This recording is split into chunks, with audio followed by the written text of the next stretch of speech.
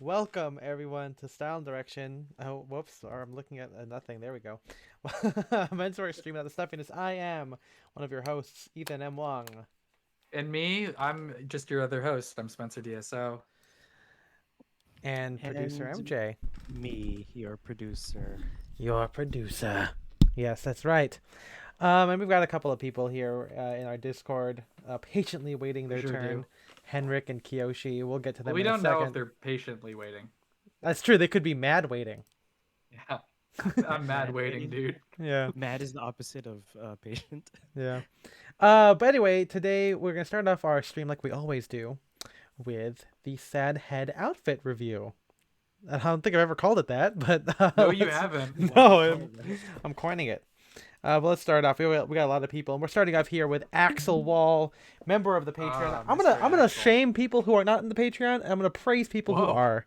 So that's what I'm gonna do. So he's a Axel, Kingsman in this photo. It looks like. kind of. I mean, yeah, he's got his trusty like gunch or plaid 60s mod suit with the covered buttons. He's got the puff pocket square, like a little like white like a geometric pattern. Got a club contrast collar. A contrast club collar shirt. Don't know if it's attachable or not. I love like the very subtle spread to it. I think that's kind of cool. And then the like a 60s like navy gray and gray blue block stripe tie.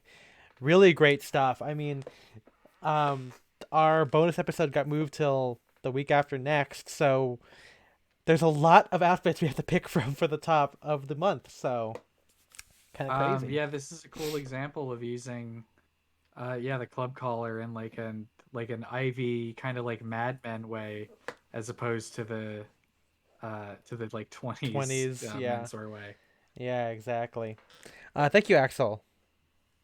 This is Eric, another patron member. Patron member. Patreon. I'd like to remember our Patreon because it's so great. And what he's wearing is equally great. So what we have, let me make this full screen so I get full details. We got the trusty brown, is that a check or solid sport coat? I think it's a.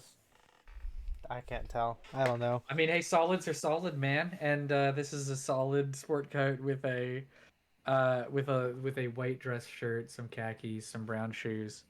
And I mean, it's yeah, it's a classic. I like a lot of times, like just wearing wearing the classics, and some like this, just the brown jacket with khaki chinos, always looks really good. So thank you very much for submitting. Yeah, he wants to make sure that we say his shoes are burgundy. I think we last time Oh, we called they're them oxblood. burgundy, Yeah. and he would never wear something with blood in it. So No, Mexican boots boy. that's right. I don't know why I said it like that, but anyways, uh, he's got a cool varsity jacket. Can't Mm-hmm. tell what the emblems are, but I really like the yellow, Looks like a orange, and Redskins. burgundy. At least it's Oh, got. I see yeah, an I think. R. I think. Oh no, maybe Oh, it's maybe Oakland, no, Oklahoma Chiefs or whatever. I don't know. I not don't even know sure. if that's Oklahoma. well, Anyways, the he's logo, that looks like it's like the red and yellow and blue thing. That doesn't look that looks like it's just like a high school team logo. I don't maybe think Okay, that's yeah. whatever. good guess though. But he's wearing that with a white hoodie underneath. Um, Looks like a desert camo bucket hat up top. Some nice jeans with knee repairs and Yeah, very cool. white socks, black loafers, finishing off the look. Yeah, very good Mexican boots boy. It's been a while, and we're glad to see you back. You're Very not. You're good. not. Welcome You're not a back. patron, so maybe that's why we forgot about you. Jeez. Oh, and then we're at the Sadcast fanatic. Right Here here. we go. The most fanatic man we know. Philly. Philly. Philly. Philly. Philly? Are we calling him Philly now? Yeah, Anyway, for Philadelphia. Philly's got the fun shirt. He's hitting us with the fun shirt. Mm-hmm. And boy, do I have fun looking at it. I can't imagine how much fun he has wearing it. And he's got that with some OG 107s, some Gats more milsurp, and then is that the pink? Yes, it The is. pink Yes, it is. punk rock hat? The pink punk rock hat. Yes, it is. That's Ghost Yeah, it's Ghost. from Modern Warfare. And he says cool outfit, so thank you very much. Let's do this. Very Cool cool. outfit. There you go. That's Ghost. Okay, we got our Bach here. Man, really, we got two varsities. Um, junior and senior varsity. They're gonna have to fight. Yeah, they're in the same league. He's got the silver belly up top there with the varsity jacket. It looks like kind of like a lighter material. It could be like a coach, like almost like a coach jacket because it looks very light but with ribbing. He's got the the ribbed tank with some presumably like Levi's, I think. Like a kind of light wash. Could be 517s or 501s or 505s. Who knows? And then 555. silver boots. Look at that shit, man. That is That's silvery silver. hot. Yeah. Long John. Thank you, Silvers. Arbok. Thank you, Arbok. Here you go, MJ. It's stuff and things of the better. Yeah, I was waiting for it to like load. It was still pixely. Um, Starting from the top, we got a red hat unmarked. At least on my Ooh. screen it is. Mhm. A mystery. Yeah, I haven't seen like I don't know why, but haven't seen very many like plain hats just like around. um, Anyways, he's got that with a black jacket and all black outfit actually. Yeah. Yeah. Can't tell if this is a if this That's a Pink Floyd t-shirt. makes a suit with the pants. It's got that with the like Spencer said, Pink Floyd Pink Floyd. T-shirt and a big old belt buckle. You know, because he's cool, and with Sunny, That's- you he's know what even that more means. cool. Yeah, Big This belt future's so buckle. bright he needs shades. Yeah. big belt buckle, big cool. That's what I Yeah. call triple B, baby. Thank you, Depetter. Up next is the Real Folk Blues. And this is so real. Okay. He's got the red beanie, what looks to be like a navy blazer. I can see the hint of that, like a brass button right there. Chambray shirt, some olive fatigues. I think they are, yes, they are OG 107s. And then some sockless tassel loafers. Yeah, this is a really great easy look. Kind of reminds me of like Ethan Newton. I think Spencer and I have done variations of this a lot whenever we kind of wear our sport coats with fatigues. So yeah, really, really nice look. I wonder what he's looking at. So who Me knows? too. Probably ghost or something. Ghost. Shark. He's looking at the ghost of a shark. Ghost shark. Yeah. Yep. Up next we got the Great Gazizi. Every time. I love saying the name like that because it's like a magician's name or a wizard, or a sorcerer maybe. Wizard. But anyway, he's like a sorcerer of style because he's wearing a that just looks like a tan sport coat with a dark navy or black turtleneck, a great scarf. I'm still looking for one of them's myself. With some window pane pants, which I think the plaid pants are cool. But yeah, great combo. I really like the shades too. Those look nice. But yeah, thank you for submitting. Thank you, Gazizi. Ooh, rugged tailored. Rugged tailored. Starting us off top with a denim hat. Looks like somebody is on there. Can't tell Buddy. exactly. It looks like he's got a cool chore coat there, possibly cord from the looks of the sheen there. Then he's got that with a similarly colored tie on a white shirt, brown slacks, then some brown loafers, white socks, keeping it in the earth tones, in the brown tones. Looking good, man. Brown Town? Like the brown note?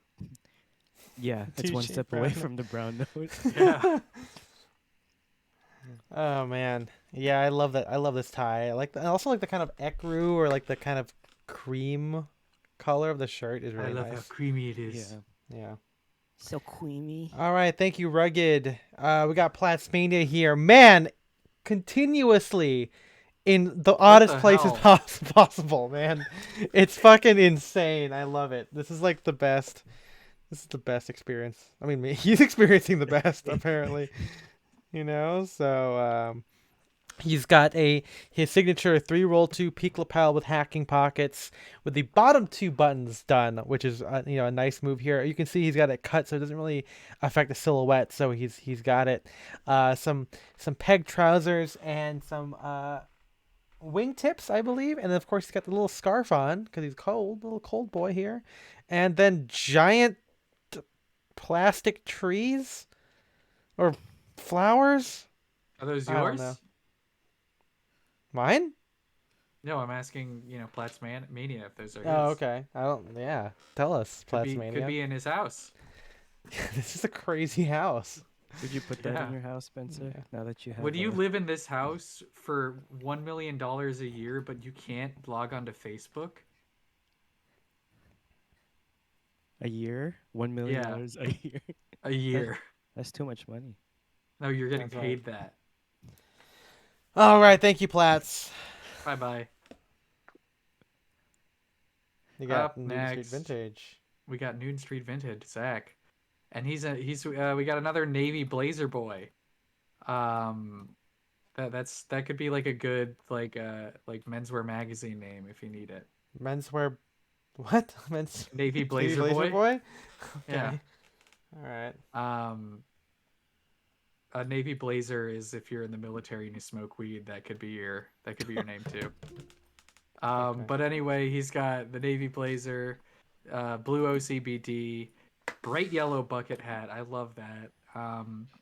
Great like rep stripe tie with some nice like repaired vintage chinos. I think those are French, like Legion, or they're something like that. French. Maybe. Legion They're from the Legion. Doom. Yeah. of Doom. That's pretty crazy that they're from the Legion of Doom. But anyway, I love the rep tie with the yellow stripes that kind of like pull in the yellow from the hat. Expertly done. Good stuff. Thank you very much. Do you for remember the submitting. time when like a guy said something like elegantly done? Like it was like one of those like Facebook groups for like style, and he said or is it like, or maybe I'm just thinking of like nicely memed. Maybe that's what I'm thinking of. Nicely memed, my sir. Good. Yeah, that could be it. Ooh, Henrik is gonna come out Speaking of now. nicely memed, Hey, is it? He's showing himself. Tell us about your outfit. Yeah. I made that joke that I got a lot of new stuff that looks exactly like the stuff I used to have, which is the case here. Yeah. But yeah, so this because I had this vintage polo Corneliani tweed jacket that well, the sleeves were too short. So I was gonna have them fixed, but then I found a jacket that was had longer sleeves and it was a long. So this I wonder what you think about the length of this one, because this is sort of at least 2 inches longer than the one I had. Oh, that's good. It shows. It's like a proper herringbone tweed, long, covers everything nice. And I got the white moleskin snap Western shirt as well, but you don't see that very well. And the Anglo-Italian jeans and the para boots and the AWMS small beret. Yeah, how are you Which liking may it? not have rolled up. I got this instruction to roll it up all the way to the all the way to the lining, and I'm not sure if I did that right, but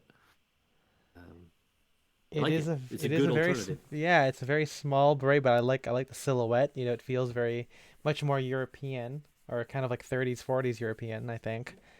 But yeah, maybe we gotta get them, Spencer. maybe we do. Maybe we It took a do. long time to get it. It took like 2 months. Damn. Oh yeah, I do remember him saying something like he like had a back It might be order. sold Or... out again. Yeah, I don't know. It might be sold out again, but get on it. He's gonna make it in cotton, then I'll wear it all the time, man. I can't, There you go. It's It just is. how Yeah, it it's not. Yeah, it's not warm. It's warm. Oh man. Tight roll it. Tight. Oh, he's saying. Oh, Cool Cutter saying you should tight roll it. Is what he said. Okay, I got it. Okay, I was like, what the hell is he saying? Cool. All right, thank you, Henrik. Let's see who is next. We got Free Grange here. Granger wearing a really nice dark corduroy sport coat here. Not sure if that's vintage, but the color is fantastic. He's got the lighter brown ribbed sweater with some selvage jeans, some sky blue socks, nice choice there, and then tassel loafers. Yeah, this is really good. Like, it's nice, it's casual, it's easy. I'm kind of a bigger fan lately of wearing like crew necks, like t-shirts or so with like sport coats. I think that's kind of fun. But yeah, thank you, Grange. Ooh, Kiyoshi. I don't know if he's. Oh yeah, he's here. Kiyoshi, you want to come on and talk about your outfit? Or maybe he's like scrambling over from he's like sitting down. He's like, oh shit. And then he's got to like come over from wherever he is. If not, it's okay. I don't, nope. No mic. Okay, fine. We got it. Okay. So he's got, his peak lapel single button jacket. I think I included this outfit or something similar to it in my cinematic dressing essay, which will come out this weekend. But I talk about how it's like a suit, but then it's like done with the characters. Like, oh, I like evening wear. So obviously peak lapel, single button. I think it's a covered button as well. It has that kind of like cinematic mindset of whatever the character this is, the character of Kiyoshi. He's got it with a black shirt, some black jeans, and black shell tassel loafers. I mean, this is also like going out core in general right here. Sharp lines, slim legs, and then a bunch of black. So you can also argue that going out is kind of like evening wear, but cooler without a bow tie. So very nice. Love seeing all the samples for Hall Madden in the background there. Nice. But yeah, if you want to see some more of Kiyoshi's fits, I mean, you can follow him, but there are also going to be a few of them in the upcoming essay. So and podcast. So check that out. So no need to okay. follow Yoshi then, I guess. We got Daryl Mo 92. Real Mo. And here he is with the orange pants. Oh, The Spencer got it. orange pants. There you go. Yeah, but he's got the orange pants. That's capital coat, right? That's a coat with a capital C. CC. Yeah. What I'll say. JC, actually. And then some. Are there some suede ropas? I think so. Well, they look fantastic. I want a pair for myself. He's got those with the rowing blazers, bar hat, which is fun stuff. I like the bright. I mean, I think we've seen these pants before, and I think I've commented on. Yeah, this he loves before. them. He's so But I do smooth. I love these pants. Yeah. They have like a great fit. The color is so nice. I love the texture. Looks really great with that blue. But yeah, thank you for your submission. Yeah, thank you, Mo. Haven't seen him in Discord lately, so maybe he's got to come back. We got Connor, the Duke himself. MJ, take it. I'm digging the turtleneck because I feel like I haven't been able to wear it because it was warm like last week. But now it's getting cold again, so you can bring Yeah, it back. now it's getting cold again. Maybe I'll wear it again. Anyways, he's got a nice brown/mustard turtleneck there, and a gray cardigan. Yeah. Very Mhm. nice. And then he's got a very nice blue pair of jeans. The brown Chelsea's down there. Very cozy look, if you ask me. Yeah, because of the good home cardigan look. And Yeah. cardigan, turtleneck combo. Spencer likes doing that. I mean, he's done that a couple of times, like 2 years ago, I think. Yeah, It's fun. I don't really have a good cardigan. You so want one? Maybe that's You there you want go. In the near future, I Facility. will receive a nice cardigan to wear. Yeah. I just noticed that his jeans are raw hem, so it's even cooler. So thank you, Connor. You heard That's it what that right here. means. If jeans are hemmed, it's cooler. Yeah. We got John T. Reuter here looking like he's explaining something to us, like Jeff Goldblum style or whatever. I'm not sure what cardigan this is. Is this like a needles cardigan? It's really cool. I love like the the two scales of check there. Yeah, that's fun.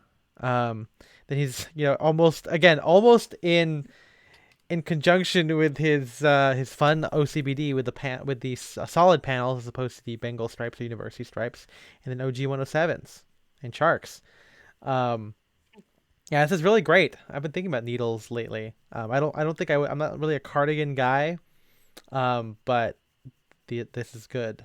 You know. Thank you. Yeah, I Thank you. like it's a good cardigan. Yeah. You've got Tio Venez. Tio's here. And speaking of turtlenecks, here's a turtleneck, and he's wearing that with a sport coat, some light pants. I like the contrast that he's got going here with the like dark on top, the light on bottom. It's very light and dark. It's very Star Wars, if you ask me. Yeah, Um, when as you rise in the darkness, so will your equal in the light.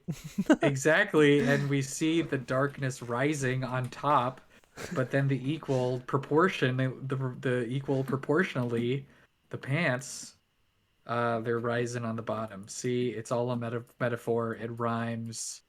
Jar Jar is the key to all of this. There you go.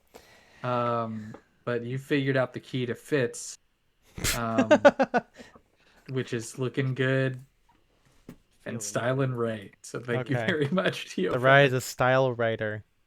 Oh, Yeah. no. Thank you, Tio. We got Chris Brandt. Um, is this me? I'll do it. Whatever, it's fine. He's got like what seems to be like a gun check short jacket, like a wool short jacket, maybe like in a Harrington style, which is really cool.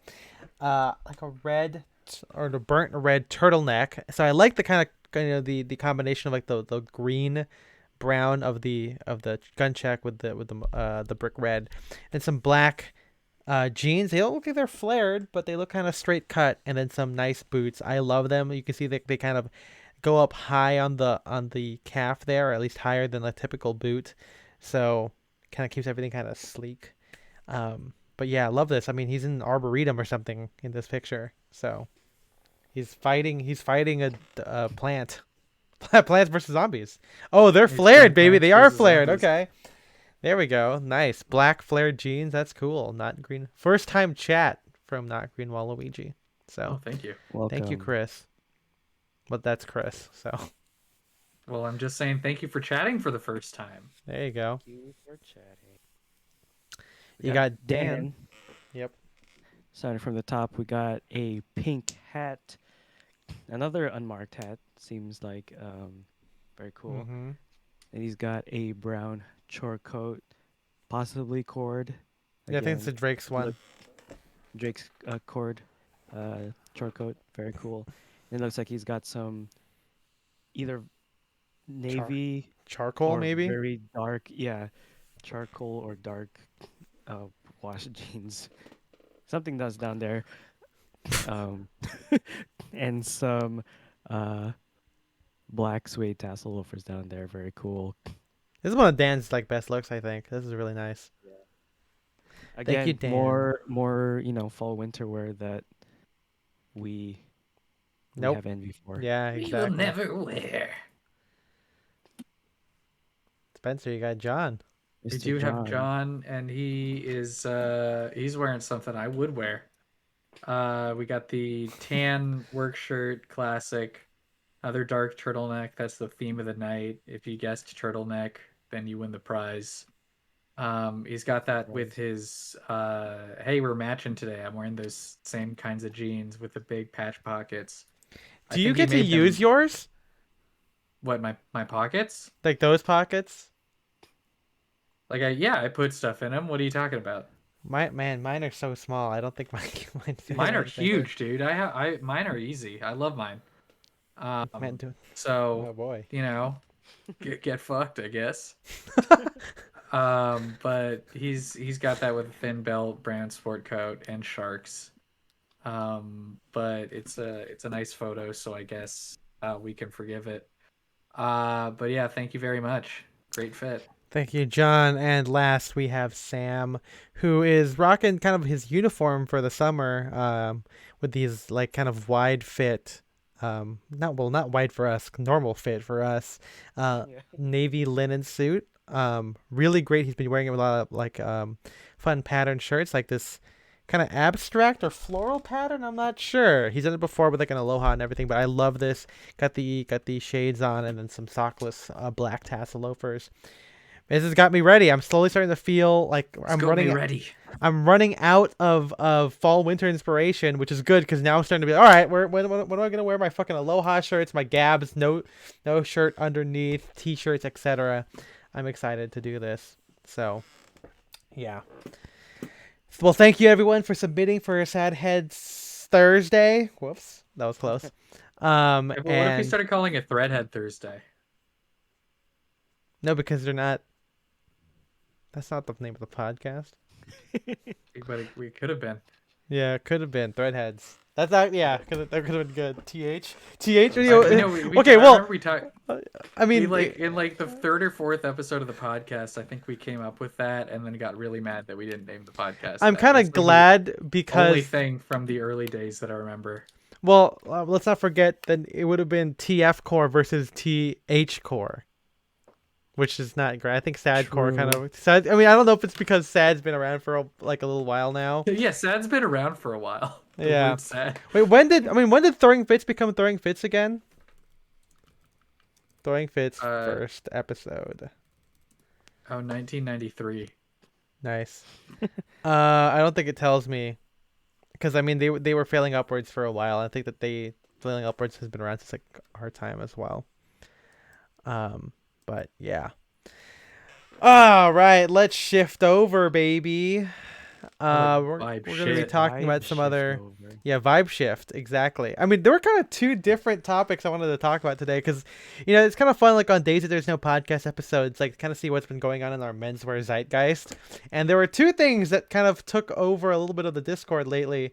It is the vibe shift, and then do Oxfords go with jeans thread on Style Forums. Oh God. Did you see that, Spencer?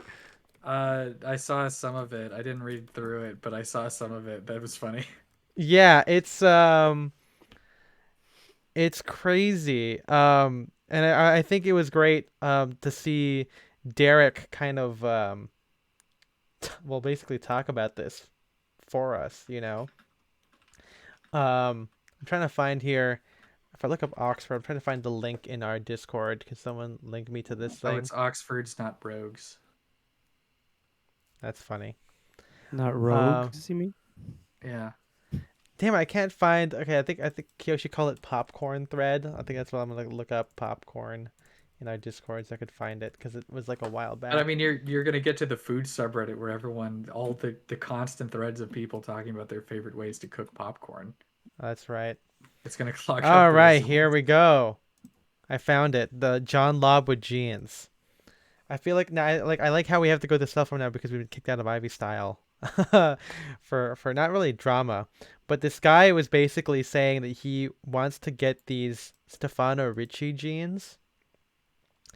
And let's see if they load in here. I don't know, MJ, did you look into this yet? No, you didn't look at it. Oh my God. I mean, they're not bad. The eagle on the. Yeah, are you Okay, kidding me? okay. Yeah. I mean, the double eagle is pretty bad. Like that's not Double eagle. I'm talking. Okay, the It's silhouette, same the silhouette's not bad. Like I'm talking. Like it's kind of slim, but the waist is high. But yeah, the double, the double. Like this is crazy. They're like similar in size too, which is crazy. Yeah, it's awful. In And high they're school, Yeah. high school, one of my friends' dads dressed completely normal, Oh my except he God. always wore like bedazzled jeans. Like he would just wear like completely normal like dad sensible button ups or polo shirts, but then he would have like jeans with like guns on the back pocket. Jesus. It was Did- fucking awesome. MJ, did this ever happen to you? Okay, so here's a random story that I don't think I've ever talked about anywhere. But when I was in high school, our teacher said that they got like a shipment of like True Religion jeans or something, and they sold them on campus. Like I think it was like, oh, like they're expensive jeans. I should ask my friend Scott about this. Maybe he remembers it more. But I remember like it was just like we're a Christian school, we're a Seventh Day Adventist school, and yet we're somehow the vice principal got a stack of True Religion jeans, and then What's was then going on? I just it was sold then them? offering it, like saying, "Oh yeah, come to the school office if you want to buy these jeans and try them on." And You it was like stole those. it was like I don't, like was it like were they fakes? I don't know. I literally don't My know. my Or school did didn't they? have anything like that, so Was it like a partnership with a can't help Christian you out school there. because the brand is called True Religion? I have no idea. I literally have no idea why this happened. I'm Maybe, gonna have yeah, it could have been like the delivery driver got it like fucked up. He saw True Religion on the order form and he's like, I know Hey, what to take this. Christian school. I don't even need to look. yeah. I never Um had. Yeah, there was never like name brand stuffs like sold on campus. You know. I wish I kept them, dude, for the Y2K revival that we're gonna talk about like in a little bit. Nope. Also look at this button, dude. Yeah, that's all I'm looking at. The oh, there's an The eagle inside there also. yeah, and it's wait, hold on. It's 98% cotton, 2% elastane. Okay, like that already makes it not And great. 100% reason to remember the name. Yeah. Thank you for that, Spencer. Calfskin leather on the, for the For the patch, patch yeah, in the that's back. crazy. Dark wash belt loops. I'm glad there are belt loops. Wash. And then I like how it says calfskin leather, and again calfskin leather patch with embossed Stefano Ricci logo and eagle head, zip fly with button closure, embroidered eagle head with leather inserts. Okay. How much leather Oh, is in this? galvanized decorative hardware. Man, if you're telling me Galvatron's in here, I don't want that shit. I Yeah, don't so want. close to your crotch. I know. Anyway, they started talking about I want to wear like, hey, what Oxford would look good with these? Should I get some? Should I get the John Lobb Lopez loafers? Oh no, he's not talking about Oxford. He's talking about John Lobb's in general. And then later on, they make the crazy thing where it's all like, oh, like someone says like a Chelsea boot would look good. He goes, why? A Chelsea boot's too formal for this. And I was like, what the hell are you talking about, dude? Yeah. What is this Like, for, and man? he's like, well, look, the like a brogue is casual because there's perforations on it. But a Chelsea boot, it's so clean, so therefore a Chelsea boot would be too formal. I'm like, what is this, dude? What? Like, what is You guys going are on? funny. He like look, he's like, what? Like, why would the Chelsea boot be good? Because like, look at the last, it's much more elegant than the Oxford. And I'm like, what? You're telling me this difference in shape is what makes or breaks that you can't wear it with jeans? And it's like, and Derek's like, it's not the shape of the sole, it's the design on the top, dude. Mm-hmm. It's Yeah, nobody's fucking looking at the nobody. Hey, bro, the bottom of your shoe is too formal. yeah. I mean, again, like we can talk about this. Like, no shame. Like these are beautiful shoes. I mean, I would probably wear the wingtips over the single monks, or maybe even the single monks in like another color would be fine too. But like, I I wouldn't wear these with jeans. Like, I can't No, imagine wearing those with jeans. And then never. later on, this dude is like, oh, like other shoe like I think it like the color of the jeans match the shoe more than like a sneaker or a Chelsea boot. It's like why are you so focused on like the color? Like why can't we talk about like the like and Derek's talking about like like look at this, a strong sense of aesthetics. Mm-hmm. Um yeah. This Do you dude is guys weird. think about this here? You can either Yeah, pick what you, you pick what you choose to look like based on the look, or you pick an item and then you say what goes with this, and then build it against the individual item. The difference is liking this item versus liking this look. okay. I don't. I mean, I, it's not as like as black and white as they make it seem, I guess. But yeah, I don't know. It's just a kind of weird. This is first of all, this is just a weird. This is a weird I thread. Yeah, no, I think yeah, what you're talking about, like the guy that just said it's like, oh, um because the wingtips have broguing, that makes them more casual than this boot. That is like, yeah, like complete like menswear poisoned mind. Like he's just like only thinking of like things that he's read in like in like fucking like style form threads or Bruce Yeah. Boyer books or whatever, and not at all thinking about like what does this actually look like. Yeah, it's crazy, right? I like Yeah. Mhm. I like how I don't know who JMR 928 is, but he's saying here like I like how they're talking about like black jeans, like what do you want to look like? And I'm like, yeah, this is like this literally looks like something I've done in Psy before where someone goes like, "Hey, can someone recommend me a pair of jeans?" I'm like, "What kind of jeans, dude?" Like Yeah. Or like, what do you want to wear with the jeans? yeah, and also crazy. Look at Dan right here Jesus, with look at these goddamn. Dan. What year are we living in, bro? You're not Is gonna this We the couldn't survive the filter? vibe shift. I know you could. Well, also we couldn't find like a modern photo of Dan Trepanier wearing black jeans. I'm sure there's some like really good modern fits. Like I think he would disavow this fit. Like also like yeah, I mean I guess some of them are kind of uh, joke responses. But yeah, it's just a crazy ass thread here, and I'm like, man, I can't believe people still think like this. And Hmm. I think there was more stuff came through. Like oh yeah, I think a guy was saying how like sometimes like you want the shoes to be the trends because people like wear like the cherry docks, right? Like that's a very punk thing to wear, right? With like black jeans. And then the guy was like, "Oh well, why would you do that when black's so much better?" And I'm like, "It's like because the look for this a certain type of Yeah, punk would pick the cherry it, docks. Like it's it's like not, there's what it's just like when you're thinking that way, like the logical conclusion is like, okay, so there's one outfit that someone should wear, and that's it. Like Yeah. everyone should wear But the same but outfit all they're the still time. but they're still asking what the outfit is Yeah, they're and saying trying. no to the other Well, because stuff. they're trying to do because that's they're trying to figure out the outfit, and then they'll be done. Yeah. That's all they have to yeah, do. yeah. I mean, But like yeah, everybody else is wrong. the guy was saying kind of because obviously he puts these pictures of like the red like Kanye in the red sneakers and like in hip hop and stuff, and the guy's like, well, they should just wear black sneakers. Like no, but that's not the point, dude. Yeah.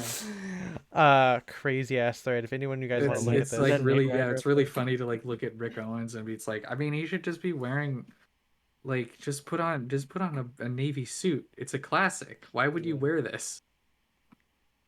Just wear a navy suit and some dark Oxfords. Oh man, I like how like so like, the more I look at this, the more I really Derek's been doing what we do for a long time. I like this guy saying like, why are you saying shoe culture is bad? Like this guy is like defending shoe culture. Kind of reminds me of the whole J. We got a Crew guy thing. defending shoe culture in here. Why are you calling it Yeah. bad? I know, like right. This is what's crazy. I guess this fight has been going on for Don't call it years. bad. Ages. You're gonna hurt the feelings of the people that like sneakers. Yeah, this is it's pretty crazy. Anyway, let's get into the vibe shift. Let's Now, get into the vibe shit. that's not what that's called. That's what it's called. I was Yeah. trying to think of like another word, like a funny replacement for vibe, but I couldn't come up with This is anything. called This is vibe. called vibe. So this is an article on The Cut. So don't bring Don't bring it over here. yeah, I guess so. I don't know. Isn't that the website that does the videos? Maybe. I think that's just Cut. I don't think that's The Cut. Oh, that's you're different. right. Yeah. There's also Okay. Jubilee, which is different also. Yeah. There's also And it Diamond says Jubilee, which is something that the Queen celebrated. that's right, the Diamond Jubilee. Um Anyway, so this is called A Vibe Shift is Coming. Will Any of Us Survive It by Allison P. Davis. I like how it starts off with Meg Superstar Princess, who is, as John said, is very scary. Because have you guys seen her Instagram before? Yeah, I mean, it's weird. Like everything is taken with like the super old school like webcam Yeah. quality camera. Yeah, I don't know if it's exactly okay. I think we're fine. No, I won't scroll too far, but like, it's kind of it's kind of scary. It's a Yeah. little scary. Um, I don't remember Tumblr being like this, but also could have not been on that part of Tumblr. You know what I mean? So Yeah, maybe you would have to like look to get to that part, yeah, right? and so I'm gonna read through some of the selections from this, but basically, it talks about how like vibes. I mean, vibes are shifting. The culture that we are used to is gonna has gone through multiple shifts, and the people now like the younger millennials or millennials in general are like noticing it changing. Um, and they are concerned, or some people are concerned about this. People. And yeah, I was sent to us first by Young Chomsky in our DMs, and then someone posted. I think I did, posted it into our Discord, and then someone else posted it. Not one of us, but it was also posted to Reddit, which we can also go through the comments as well. So Vibe Shift is an entry on a Substack called 8-Ball. Man, Substacks, right? Like, just call them blogs, bro. Substacks, am I right? Yeah. It's What is the this, a trend journalism forecasting class? We actually do not consultancy talk by about, Sean Substack that Monahan. much. Who is Sean Monahan? He's He's an the guy ice that coined hockey the term center. normcore, as you Yeah. will learn reading the article. Yeah. Oh, the hockey player, yeah. Yeah. Of course. He helped found the now defunct art collective K-Hole. Why would you come on, dude? Bro, Given into that's just vulgar. that's just yeah. Yeah, The why do 20 you have to say why do you have to do things about drugs when you could just, make people to be positive? Right. He defined normcore. I mean, you don't find out later on. He find out right like a couple sentences afterward. And he has made a career out of translating cultural trends for a larger audience. So I've never read. I don't even know what K-Hole is. I've never read 8-Ball. I mean, I play it on my phone. But you put what, like a Magic 8-Ball app? No, 8-Ball, the Billiards. billiards, dude, on your phone. Like the game app thing, the regular. You can do it with your friends. Yeah, but I'm saying I think that we could make a a Magic Well, 8-Ball app. he's kind of doing that by forecasting trends. That's right. I mean, that's probably why it's called 8-Ball. Okay, anyway. So Vibe Shift is the catchy but sort of too cool term Monahan uses for a simple idea in the culture. Sometimes things change, and once a once dominant social wavelength starts to feel dated. Now, I mean, this is just, it happens. I guess you can coin the phrase for whatever this is. I feel like we've been talking about this. I feel like this has been a long time coming. Especially with the whole we predicted the vibe shift actually. No, what I meant was that they we had Chugi of last year, right? That was like the whole word, like where things that are mainstream kind of feel dated, but not in a like a super past kind of feel, but more of it just feels wrong and cringy. And I guess Vibe Shift is being more aware of a more recent or a dominant trend change. And Monahan, who is 35, Mr. Old over here, breaks down the 3 vibe shifts he has survived and observed. I love the word "survived" on this. I survived the vibe shifts. Yeah, I hate it.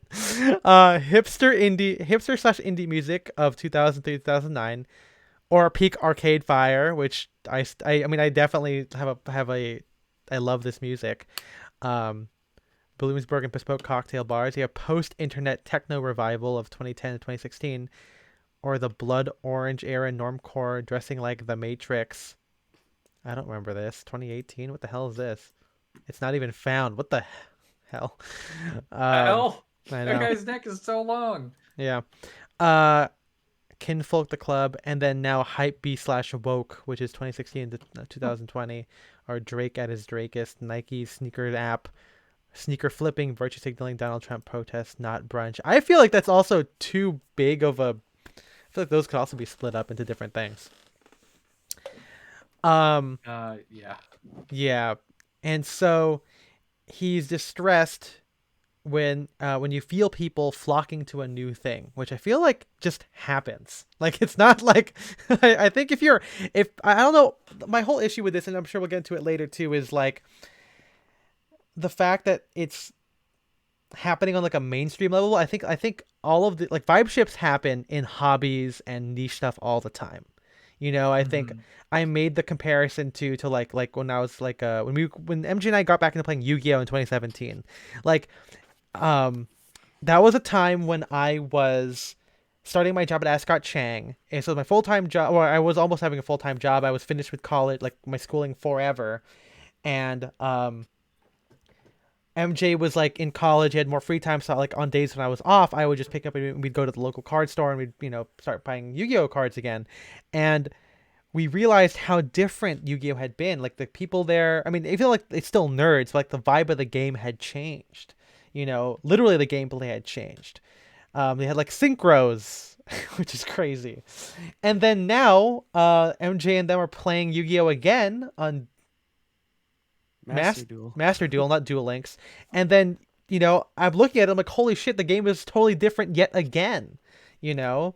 Again, they've And I feel changed like it. this has always been a thing too. You Like, I fly mean, now. God, You yeah, fly now? that's, yeah.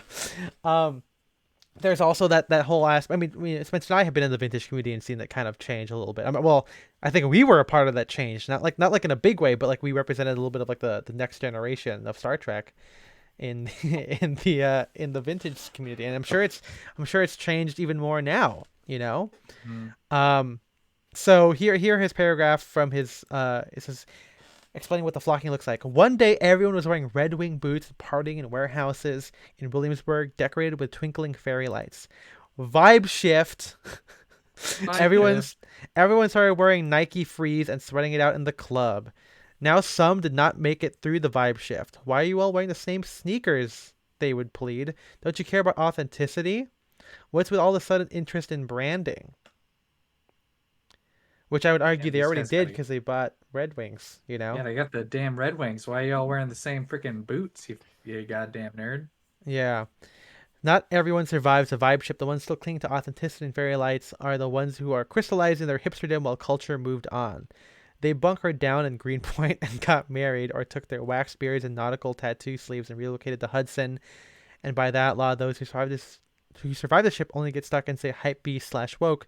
They've already moved to Los Angeles to houses that have rooms to display their sneaker collections worth a small fortune. Crazy. Yeah. Like, this is kind of again, just explaining how things change. I mean, I feel like this is how new. I wouldn't say that from this point, I wouldn't say that the vibe is shifting. I would just say that it's like the birth of an even new fraction of whatever Because we're subculture it is, I mean, right? this is the whole article is just like a there's been a lot of article. Well, not they're not articles, but if like online, like on TikTok, you see a lot of like older and like middle millennials doing a bunch of sassy fucking like clapbacks at Gen Z. It's like, don't make fun of my middle part or whatever. My Um, middle part. and it's like this is the same kind of like thing where it's just like, okay, yeah, people in their like in their late 20s and 30s are no longer like the new like young hip demographic or whatever, and it's causing anxiety. Yeah, it's weird that the response is anxiety, right? Like, Uh-huh. is that something, because like, as people, as we are younger, right? Like, we've been around the internet, we grew up with it. Maybe not like we don't always have it. We're kind of, MG and I are kind of in that kind of gen In between. in between kind of a thing, generation. But like, I've never had the idea that what I like. Oh, I was never scared that what I liked was no longer cool. Maybe that's because we were never, or at least I was never We cool. weren't So cool I wasn't yet. like, Yes. I wasn't losing anything. I wasn't losing any social capital, um, by not surviving a vibe shift. You know. Yeah. I mean, maybe that's kind of the thing with anyone who's. I mean, I don't know if like this probably particularly pertains to like more popular or people who are kind of dialed in, generation of millennials, because I'm sure there are like nerdy millennial. I'm sure there's plenty of millennials who are not. I think there are probably nerdy millennials. No, Yeah. no, I'm saying is like who are not concerned with the vibe shifts or Uh, whatever. But I yeah. think it's because this group where where they didn't have the internet, and then they got into the internet on the ground floor. Like, these are like the first podcasters, the first bloggers, the first YouTubers, and now again, as things are shifting away from it, they're gonna lose that power, right? So I don't want to say that they've only made their money on the internet, but I'm sure the people who have like certain influencers or whatever, are the ones feeling the anxiety. Um, They should talk to a therapist, I guess. yeah. He says, the author suggests that death drive has something to do with it. There's nihilism. What is this, season 1 of Mad Men? Yeah. I mean, I kind of wrote a small thing about this recently. I think I put it on my story, but I deleted it because maybe I just didn't like what I wrote or whatever. But we talk about how our generation, um, that Henrik says, look, we have like a nihilist view, kind of, where like nothing really matters. And I think I started to kind of get what that means. Where like, oh, if nothing really matters, and you can like whatever you want, like there's no, it doesn't feel the need to be as authentic, as say like other people who might have been more involved in their aesthetic community, as opposed to us, where we like it just for the sake of liking it. It doesn't, I mean, that makes it sound like it's a lesser form, but again, to me, that's all it feels like, because it's just something to get into, right? Like, I think like the death of, I don't know, Instagram as a platform compared to like TikTok, new media, or whatever. Like, I don't really feel like TikTok to me is just like something else to be into, as opposed to like, oh, it's like I'm losing this thing. It's causing me anxiety. I'm losing my power. I'm losing my way of life, My or whatever, power. you know. Um, and so now, if you're exposed to it, you have the choice to opt into whatever trend comes next, or accept that your last 2 good years were spent on your couch gobbling antidepressants and wearing cute house pants and Uggs.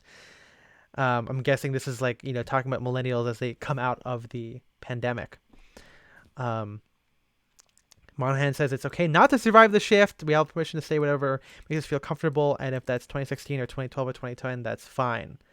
That kind of reminds me of how, I wish that MFA would just be okay with, like, these guys who are like, oh, what happened to Slim Fit? Like, just admit that it's 2010 or 2012 and say you like it. Like, it doesn't have Yeah. to be. It doesn't have to be a new. The thing that you're into doesn't have to be the predominant trend or aesthetic of the time. I think wanting that to happen, especially now, is kind of impossible. Yeah, like I There's said, yeah. like I said when we were discussing those kinds of threads, like if you are like fully into the 2016 like fucking happy socks slim fit menswear look, and you happily continue wearing that, I'll like I guess make fun of you privately, but I'll like whatever, respect. But as soon as you start whining, it's like, what the hell? Why are these kids wearing freaking wide pants? That looks so sloppy. I'm gonna like give you a thumbs down, buddy. You're getting the thumbs down from Spencer. There you go. Ooh, Dan says here most slim fit lovers aren't aware enough to realize that it's an outdated vibe. That's true. I think, the theme of self-awareness has been something I've been talking about, maybe not on the podcast, but I know that, like, when I talk to some other people about like dating, or like with clothing, I feel like I try and push this idea that you should just be aware of everything. And it's kind of hard for me to realize that people aren't as aware of other things. Like, I think even though that a lot of us in the Discord are set in our personal styles, I think we all still kind of keep not a pulse, but we still are aware of things, right? Like, we still have an idea that, oh, look, like, Western wear is kind of on its way out, um, kind of being replaced by a newfound Gorp, a new revival for Gorp. Even then, it's kind of like not as big, right? But it's like being just aware of these things and knowing it. So like, it's just sad that people don't do that. I always just assume people are always kind of tapped in, because if you're gonna talk about this on the internet, I feel like you should use the internet, right? Yeah. Yeah, freaking get The online, internet buddy. is power, man. Get on the train. I don't know why I'm saying Get left freaking behind. so much tonight. Yeah, freaking fricks. Yeah, When will you I'm afraid to learn? swear. I'm afraid that my roommates are gonna hear me. And then tell on you? Yeah, they're gonna People tell. don't. I don't think it's about spending time thinking about clothing as much as we do. I think it's just, again, it doesn't. I don't think you have to like clothing to see what's happening around you. I think you should just be aware, you know? Like, again, I like clothes, but I also still like, I my attention is spent mainly on tailoring brands. It doesn't mean I don't see like TikTok. I feel like TikTok is such a great way. I mean, I'm not a shill for TikTok. I mean, I just use it, but it's like when you look at the content you see on there, it's clear that the whole like lumber sexual urban, explorer slash, or even western wear stuff is just not as prominent anymore. You just don't see the like people like on an app that is meant to be like positive reinforcement for engagement. If you don't see it, you should just kind of be aware of it. You can't just take anything for granted. It's kind of like how people have realized like, oh, there's not a lot of like big budget what's it called? Big budget like rom-coms anymore, Yeah. It's like all this stuff that I think about like with culture. It's still I mean, maybe it's not surprising, but to me sometimes it is, where I'm like, oh, how come like you didn't realize that? It's like the whole licorice pizza thing, where like that discourse happened multiple times, and every time it came up, people were like, this is like, why is no one talking about this? And I'm like, it's Yeah. because like, come on, just like look, fucking look around. This movie's been out since like November. The discourse has happened so many times. Yeah. Cell form is a vacuum, and ask and yeah, so is MFA. That's true too. Um, but it clearly here, when people like are reading this cut article again, it's like, I don't get why people are so upset. I don't get why people are like, whoa, I like, why like, is it because back then social currency is like you have to be cool? I guess that makes sense. But again, it's like, has no one ever been like not cool? Like, why is it? I guess I'm answering my own question. I'm like, okay, well, obviously the cool people would become writers about what's cool, and so if they can't keep up with it, then they're scared, which I guess makes sense. But it's like, man, get off your fucking high horse, man. Like, learn to be a dweeb for once in your life. Like, learn, like, Be a nerd, man. like, be a nerd. Be what's not cool. Which is why I like, content which is so specialized, which is independent of that kind of a thing. Where people dress the way they do without concern, if it's like the trending item. I think that at its core, that's why I don't like influencer culture, because like there's that idea that you have to be on the cutting edge of something in order to maintain your brand. And some people are just good enough to be influencers where they just do their own thing and people still follow it anyway, but that's not how you make like the most money being an influencer.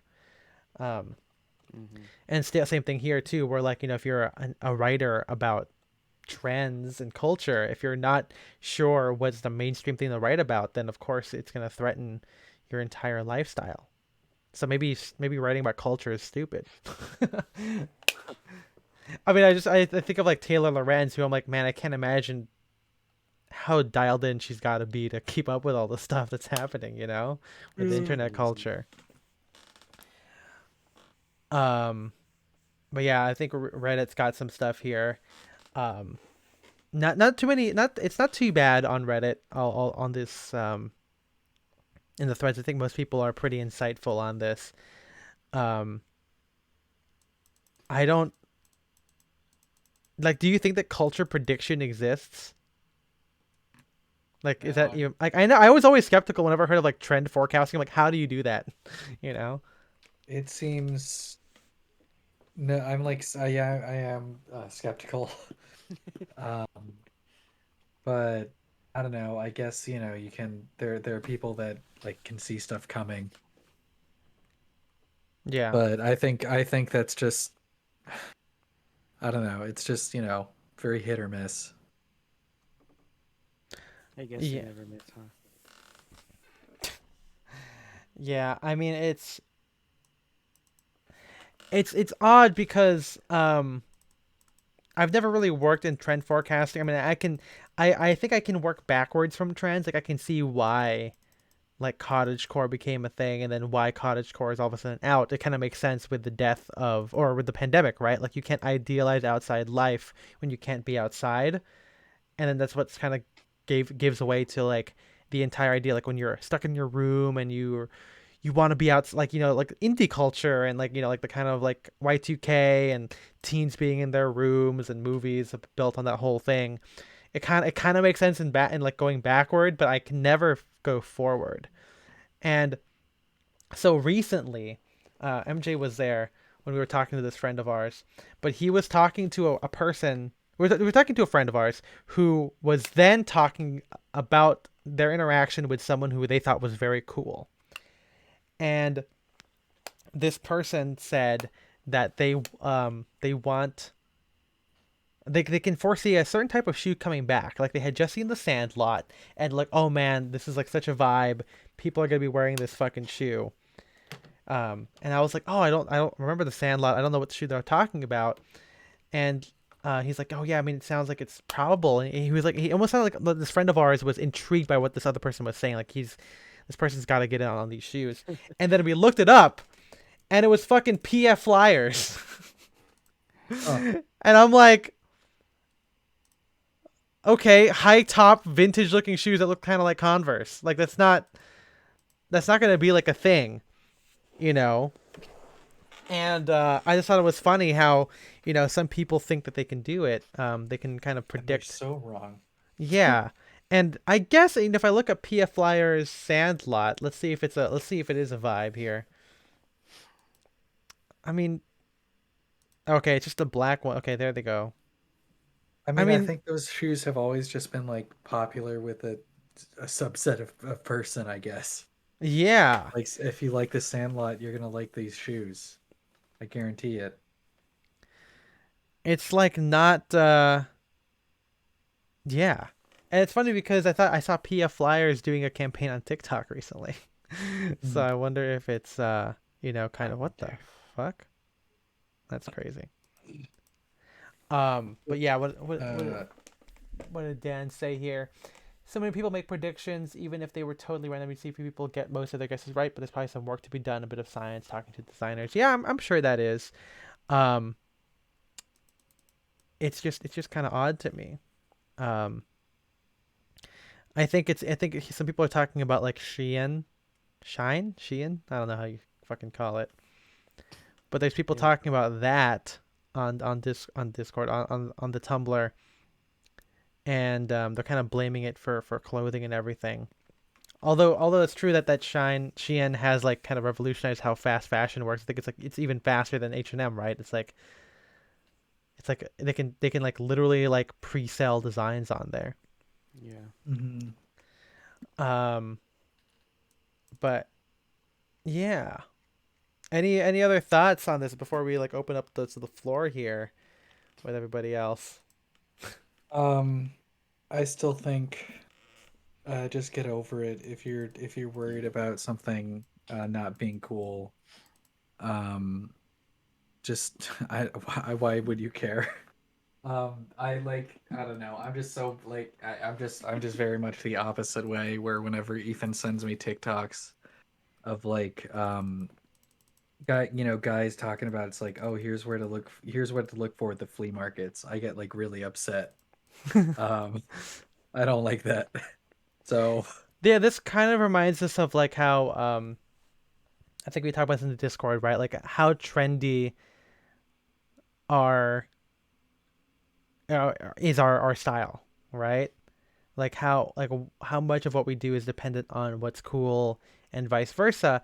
And I think obviously we do have an idea of what is cool. Like obviously like okay, a black rayon shirt, like that's pretty cool, you know. But I think we also intentionally pick things that may not be considered cool but are cool to us. And I don't know. I still feel like there is no way. Like none of us are gonna be influencers. Like no one's gonna be like style icons. Ethan, MJ, and Spencer. You know, like even now when we would talk about, I was talking about this with a friend of mine. Um, like no one does tailoring the way I do it, which I feel like is the true definite, like the true part of my style. Like, and my casual style is kind of like just normal clothing that I think I've seen on other people that I just kind of like. Like jeans and a jungle jacket. Like that's not something that's unique to me. I mean, nothing mhm. that we do is unique to me, but like Spencer does that. Everyone does that. Um, and so like it's just kind of interesting to be like, okay, why is like I think like fashion is so, especially menswear is so uncool. Like I don't know why people are so concerned about it. Menswear is uncool, guys. Don't even fucking worry. I mean, it took a while for pleats to get back, right? Yeah. So Welcome back, pleats. Yeah, even though we've been wearing them for a long, long time. Wow, Monahan is Ooh. categorically unimpressive. That's a that's an insult right there. That's a rude thing to say about Bobby Moynihan. Yeah, I like yeah. Did you guys? Because I remember like this kind of ties into the fact that some millennials will be um like clothing is still identity, right? Like the whole like oh when you were on the playground or in high school, what you wore kind of showed what group you're a part of, you know? And obviously, so if that's the case, like you would need to know what is cool, or it, or if a group is cool, you'd have to know what to wear to kind of be involved in that. But I think maybe the fact that, at least for me and MJ, the fact that we're not concerned with it is because we wore a uniform for like 12 years, you know? Like I've always said that before too, where like I didn't realize what cool people wore until like college. And even then I realized like I'm not going to do that. I don't want to fall into trends because I feel like I was already saddled with being uncool. And so there was like no point in trying to be cool in college because it was just too late. And I know for some people you can reinvent yourself in college, but let's not forget I went to the same college that a lot of people from my high school went to, and people already knew me from other schools there because of how small the Christian school system is. So I mean, I think most of me and my friends have been like unconcerned with staying Unbothered. relevant. Yeah, unbothered. Um, You stay unbothered. Stay unbothered, man. I like this where a guy someone says, "What's my incentive for chasing the trend? If you're an average-looking person who dresses in a way that complies with the latest popular trends, you are just forgettable. I'd rather look ridiculous so some people remember me as the pink suit guy or the blue car guy." And I think he says up at the top here that chasing trends is only useful if you're a hot man, which I think is still true. If you're tall and you're hot. Yeah. Yeah, if you're a weird looking dude and you dress super trendy, you just kind of look like a comic relief character in a movie. Yeah. I mean, or like Seinfeld, right? Or like or you look like Jerry Seinfeld. Yeah. Um. All right, let's open it up now. If anyone on the chat has anything else to say, or Henrik, I know you've got some stuff. Got some stuff. Otherwise, we're gonna make our final judgment, and it is final. I don't quite understand this discussion, to be honest. I don't know. This article seems. Yeah, I didn't get it either. I I read mean, it. I don't get I don't get the discussion about it. I think it might Yeah. be missing the point. No one's is anyone actually saying? Is she actually saying that when that the vibe shift itself is the problem? I don't. Yeah, there wasn't. Maybe it was more descriptive as it is like. Uh, Just try to skim the article just Cautionary. now. Yeah, I don't know. It's kind of it is kind of weird. It's not a people's supposition I may or may not agree with. I'm not sure where to start. Obviously, this person, whoever this is, hates her life. That's clear. And like the fact that the pandemic is kind of like a relief to her that she doesn't have to keep up with this stuff anymore. It's kind of that there this sort of satisfaction that there's nothing going on out there that she's not a part of. Basically, her job is done as long as she knows what's on Netflix. She'll be fine. And this sort of the panic is coming perhaps from perhaps for the first time she was sort of relieved of her duties as a cultural writer to keep track of things because there was nothing to keep track of or whatever was worth keeping track on was online in real time, so people can just do that. And now that that's purportedly over, that's what feels like losing touch when you have to sort of leave the couch again, I suppose. Right. But I'm not sure if that's like great. It becomes what's going to happen next? But I don't know. I feel like it's maybe look at it from the other point around. It's quite rare that people are actually plugged into what's going on. You think it's rare? Before and now, in history of it, that people are sort of true contemporaries of contemporary culture. Most people live in some sort of stranded collective, personal / collective memory. That is not quite. That's more or less ignorant of the present. Mm-hmm. That old quip about why grandparents and grandkids get along is because they equally give a lot of shit about the present. They're equally distant from what's going on, and that's true. Maybe millennials are sort of being absorbed into boomerdom a little bit. That is what's happening. But That's true. Yeah. But the second, I don't know. The second presupposition is that there is actually something going on, like there is something, that the vibe shift is something new, or the vibe shift is something that is always going to happen, or always going to be something important to keep track of. I'm not fully convinced about that either, but because I mean the article describes like 3 or 4 vibe shifts, so it's not saying. Yeah, that's my other like question is like why anyone would question like that, like, why is this like a new thing? Because you described it happening before. Right. And I think it's kind of funny that, I mean, when did this article come out? Today? Literally today? Oh yeah, yesterday.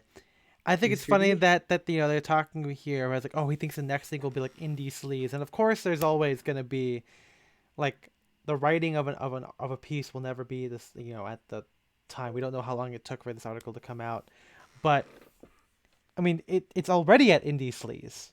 You know what I mean? Like we're already living in this new vibe shift.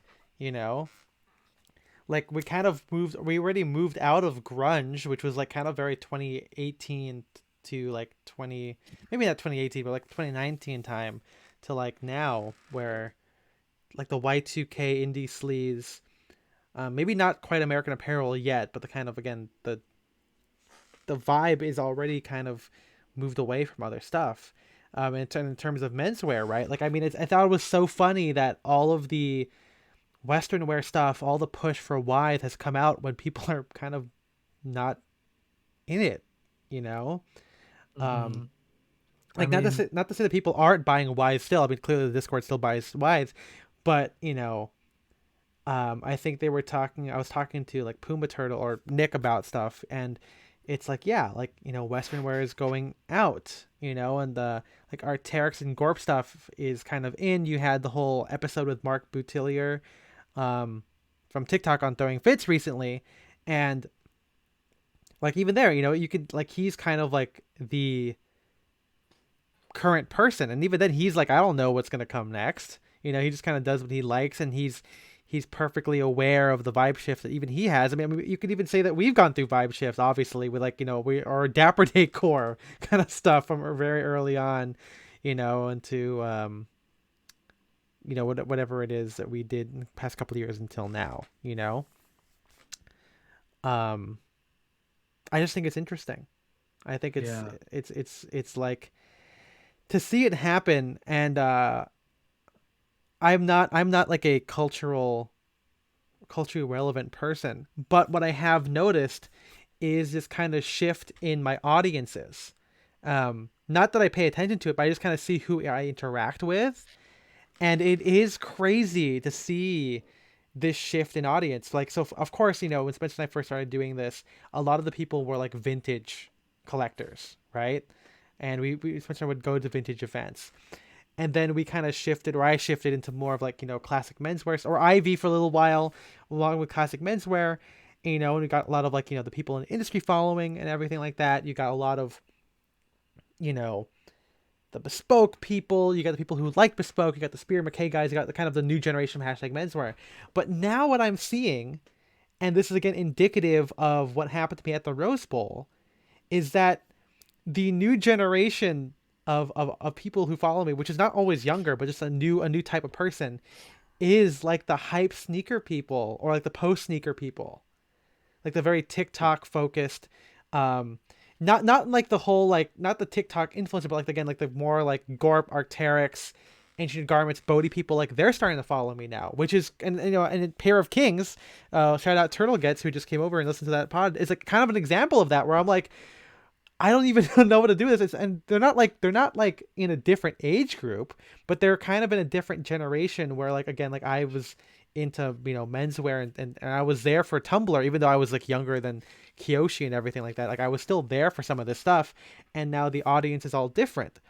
And like the outfit pictures are all different, right? Like at first you got like the very stoic, the old school fit pics, and then you get like the whole influencer core that I guess I kind of do, with some, it's done with like a DSLR camera, and then you have a whole generation of guys again doing with a kind of sad boy but with like your phone picture that has like the kind of indie core of like the photo dump feel, even though it's definitely a fit pic like session, but it's just interesting to me. And like recently, so when I was at the Rose Bowl on Sunday, I was shopping. I was like in a booth, and I was like, looking at the flared dungarees that I got, the USN ones, and this dude walks up. He was wearing like a trucker cap, maybe like a tank top, maybe like ripped jeans, some like Docs or something like that, in the tote bag, and he's like, "Hey," and I'm like, "Hi," like, "What's up?" I don't know at what point MJ was there, but like the guy was like, "Oh yeah, like We were how's your watching day?" it from behind. Yeah, Can and you he's like, confirm that he said hey like that? Yeah. yeah, and he's It's like, weird. and he was like, "Oh, like how's your day going?" I'm like, "It's going all right." Maybe, and I think maybe he thought I worked at this booth, and he goes like, you look so familiar, like you do like fashion stuff, right?" And I go, "Oh yeah, I write a blog." And he goes, "Oh, that's cool, but like no, like you make like videos, right?" And I'm like, "Yeah, I post fit checks on TikTok." He's like, "Yeah, you're Ethan." And I'm like, "Yeah, that's me." And he's like, "Oh, I love your TikToks." And I'm like, "Holy fucking shit, this is crazy." Like this is You got like, recognized for your TikToks. which is insane. Which is like, I mean, again, it's not that, and I think it's also because like I was talking to my girlfriend, like literally, like I called her like later, or I think we had dinner together that day, and it was like I don't have a lot of followers on TikTok, so it's like if you follow me, you probably like know who I am because it's like I have like 10,000. That's like nobody, right? But But not to me. right, and and it's just interesting for me to be like, wow, so someone went from recognizing for the podcast to like seeing on Instagram, you know, and before I would recognize from like YouTube when I would be like interviewed by like Gentleman's Gazette or something, to now being like on TikTok, and to be like from this different type of person again, like the trucker hat tank top wearing guy, which I would never think would happen, you know. And I think it's kind of like an and not and it's not antithetical, but it's almost like a contrast to what this article is talking about, where like for some reason, right? Like even though the shifts of people who have been into this have changed, I think I've relatively been unchanged, and there's like appeal there for some reason. I don't know. I wouldn't say it's exactly like the whole thing that Reddit was talking about. Where like, oh, just be authentic to yourself, and that'll be like the new vibe shift. I think we've been saying that for a long time, and I think the answer, personally for me, yeah. What were we saying? I just that's just a very like Hokey kind of a thing. yeah. Yeah. The new vibe is to be yourself. Be yourself. And I think we've talked about this though, where like when you are yourself, I think the whole point of my cinematic dressing thing is, it's not that you're kind of just going from aesthetic to aesthetic, it's that you genuinely like this stuff. It's not to say that like oh, we cast out, like Spencer, you didn't cast out tailoring, even if you don't wear it as much. You just now like other things more or as well, right? And so it's just like being a, I mean, maybe the idea of being ahead of the vibe shift is to just be aware of the changes, and just know what you like, and then maybe some people will like that, or if being a part of a community is your goal with this, then I mean they're always going to be around, and seeing, like, I think surviving the vibe shift just means that those people are just going to move on to something else. It's not a bad thing, unless you're only friends with people who like what you like, then you're an idiot. Uh, you know. Join the Discord, by the way. We all like multiple stuff. So you could But talk to people that like other stuff. yeah, but no, I just think it's interesting to kind of live through all of this stuff as a young person who technically has some kind of capital or some kind of investment in what's cool, even though we don't do what's cool. You know? I don't know. Any other thoughts, MJ? What do you Well, did, I mean, or Henrik? Either Uh, one. yeah, I mean, you said it it's most. possible for something that can be cultivated Yeah. outside to then be sort of swept back up into the mainstream. I don't know. I just remembered some folks from way back when who sort of very consciously took a step out of the zeitgeist or whatever, sort of consciously. I remember having a friend who was like an ultra retro guy. It was like kind of like a sort of pan omnicultural take on being like a vintage guy, but he would just like drop everything. And specifically about music, he just like there's no good music anymore. But that's okay because there's plenty of like obscure 60s and 70s records Right, right. to collect, record, and you know, and some people did that for like Northern Soul or 60s, 70s reggae, where there's just so much stuff that was recorded that you could spend really can spend a lifetime just as an Just appreciator, finding, as a yeah. connoisseur of that stuff. Hmm. And that has sort of stayed with us. It's kind of still kind of cool, I guess. But it was a very strange sort of thing to do. You just draw a line under it and say, yeah, from now on, I'm not going to do that anymore. Right. But I mean, I'm close to that in terms of like film or that type of stuff. That very few things will get through a filter anymore. I'm not going to bother to watch any new things because it's just not worth your time. Much better to review or reread something before. Yeah, Um, I wonder if that's kind of the idea of rewatching, revisiting, re-experiencing could apply to the future discussion on outfit repeating. Just gotta say yeah, that the first most viewed story on there, the headline, I think that shows the vibe shift right there. How an aspiring it girl tricked New York's party people and its banks. That's pretty funny. Hendrik, what were Yeah. you saying? no, I guess it's no. I don't know. It was uh, yeah. The I've noticed is basically this sort of intensification of nostalgia, like the vibe shift sort of within a general nostalgia is happening. That may be the most interesting or most notable thing about contemporary culture for me is this uh, sort of persistence, this sort of slow gerontocratification of culture. Mm-hmm. That there is like a that only lets very few things through, and only if it's sort of perceived as or can be played or spun as being played off Gen X or older millennial tastes. People made that fun of that Super Bowl halftime show because it was all like old people, which the Super Bowl show always is. Like it used to be like the Who back in the '90s or whatever, or Yeah. 2000, like they were like already in their 60s, or Rolling Mm-hmm. Stones or whatever at the halftime show.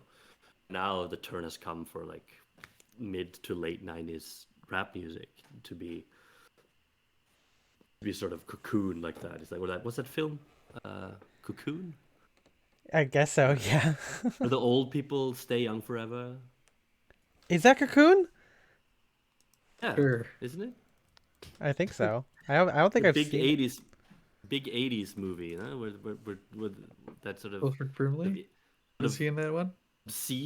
obscene immortality, where old people just Yeah, don't all age elderly anymore people because rejuvenated by aliens with yeah, Wilford Wilford Brimley. Brimley was in that. but but something like there is like a cocoonification of culture in that sense that is all that very few things, even though there are new things that happen, they are sort of shut off, uh, except very few people. And, very few people sort of ascend to the heights of dedication. Like yeah, um, um, yeah, Yeah. it's a strange thing, and that's uh, where I sort of come down in saying that it is a mistake to think there is always going to be that culture sort of keeps going in the way that it always has. Oh, That, right. Yes. Yeah. Yeah. that Yeah. and that and then as this person describes it, just cohort after cohort will simply age out of that culture. Then it will be simply be their ranks will be replenished by the generation that comes after them. Mm-hmm. There's no reason to believe that. That's just what's the evidence for that? That's just it's just been going on for like a couple of generations with the boomers. We don't have any kind of real background or evidence to judge that that's how popular culture works. We've only had popular culture in that sense since the mid 60s, really.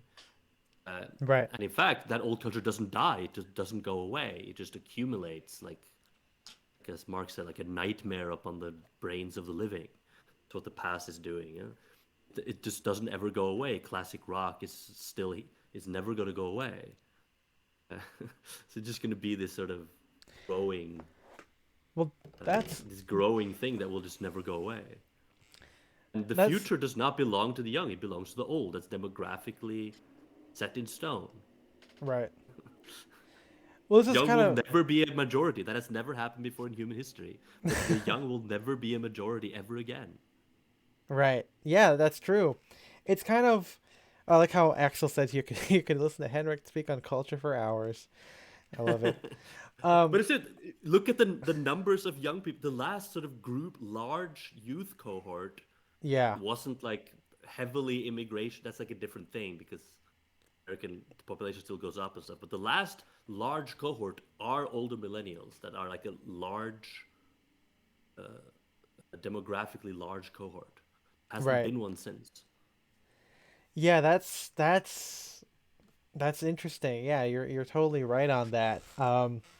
The So idea that to is go, the last youth culture we will have, demographically speaking. which I guess makes sense, right? Because I mean, like this is they still feel like the power over this, or they feel threatened, even though they're kind of the sore winners, right? They're still kind of there. You know, they're Yeah, I'm not not sure if the millennials are the sore winners. I mean, the boomers certainly are. right. Well, And, I and mean, I feel like it's shifting a little bit, maybe. Or maybe I don't know. Maybe time we'll see if they if the if they do kind of combine together, like you say, they kind of get absorbed with the boomer energy. Um, yeah, I just think it's interesting. I mean, there were to go back to what you're saying about like the guy who like is, okay, I'm not gonna collect any records after 1960 whatever. I feel like I don't know if Spencer's been aware of this because we both collect a lot of inspiration, but I have noticed one thing that I have stopped collecting, and it's I don't archive a lot of the stuff from the Armory or Drakes anymore. It hasn't been like that for a long time. And I know Mm, we talk about like oh like the heyday of Drakes or whatever. And I think I refer to it as that because I literally don't save photos from Drakes anymore. And if you look through the blog and everything, the photos that continually reference are the ones during the heyday, you know. I don't think that Drake's is ever going to go back to where it was before. Just like I don't think the Armory is going to go back to what it looked like before either. Would say maybe the same thing with Brycelands a little bit, but they don't really have a strong branding anyway or a social presence. Because they probably just don't post as much as the Armory or Drake's did back in the day. But I do think I'm like yeah, like I kind of set that even if it wasn't conscious, now it is where I'm like oh yeah, I think I definitely decided like okay, I don't need to save this photo of the New York store or the London store anymore. You know, like menswear, like that era of menswear is kind of just done. Um, and I mean, I'm sure Kiyoshi would probably agree with that. Like, obviously the modern menswear is different than it was before, and I think that I'm still a part of it, you know, but it could be the fact that it's been fractured or whatever. There's a lot more nuance and variations of it, but in terms of like that look, I mean, just like with anything else, like there is no popular hashtag menswear anymore.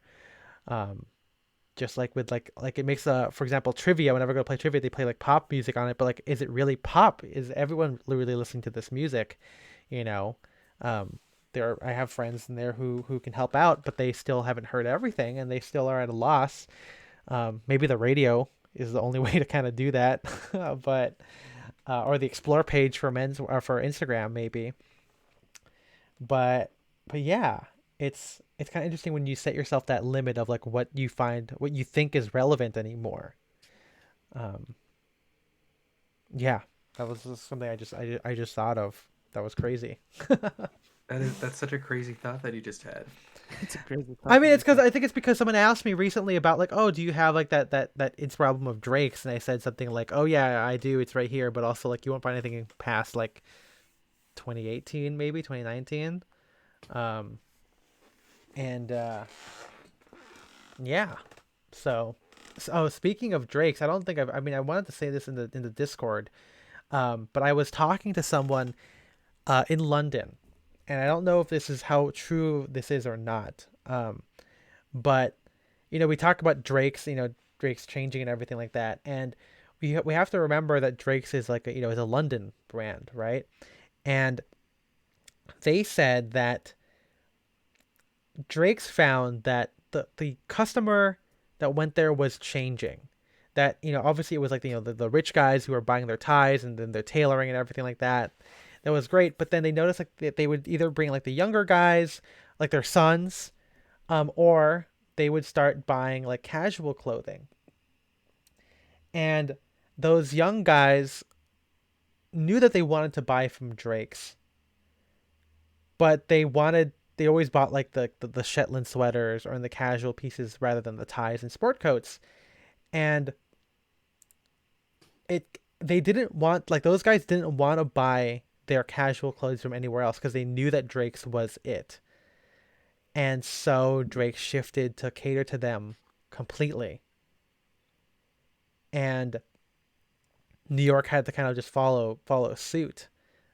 Which kind of, I guess, kind of makes sense with everyone who was in there during the heyday is like now gone. Um, but it makes sense to be like this rich British guy who wants like sweatpants and Casentino zips, and so yeah, it was just fascinating for me to hear that.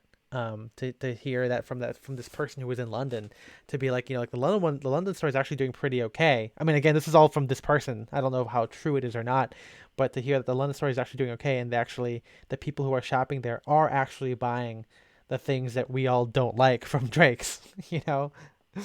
It's actually going somewhere. Um, and I guess Yeah, I that means remember that a similar.